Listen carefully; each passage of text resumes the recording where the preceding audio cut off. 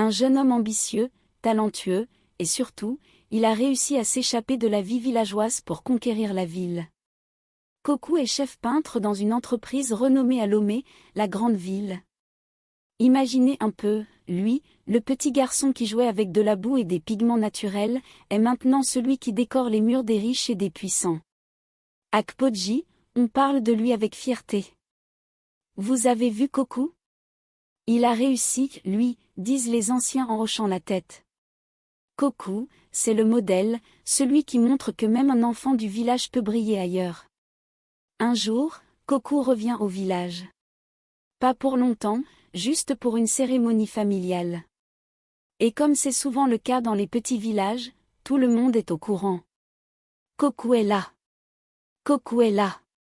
Les enfants courent dans les ruelles pour annoncer la nouvelle. Akwavi, curieuse comme elle est, décide d'aller voir de plus près cet homme dont tout le monde parle. Elle le voit enfin, debout près de la grande case familiale, vêtu d'un costume élégant qui contraste avec les habits simples du village. Kokou a l'air sûr de lui, presque intimidant, mais quand il sourit, c'est comme si le soleil se levait 2 fois. Akwavi est impressionnée. Pas seulement par ses vêtements ou son succès, mais par la façon dont il parle, avec assurance et respect. Elle l'entend raconter ses aventures en ville, les grands projets sur lesquels il travaille, et elle se dit, voilà un homme qui a su saisir sa chance. Ils se parlent. D'abord poliment, puis avec plus de familiarité. Kokou est surpris par l'intelligence et la vivacité d'Akwavi. Elle, de son côté, admire son ambition et son talent. Une amitié naît entre eux, légère comme une brise matinale, mais prometteuse. Akwavi se prend à rêver, et si elle aussi pouvait un jour quitter le village, voir le monde, faire quelque chose de grand?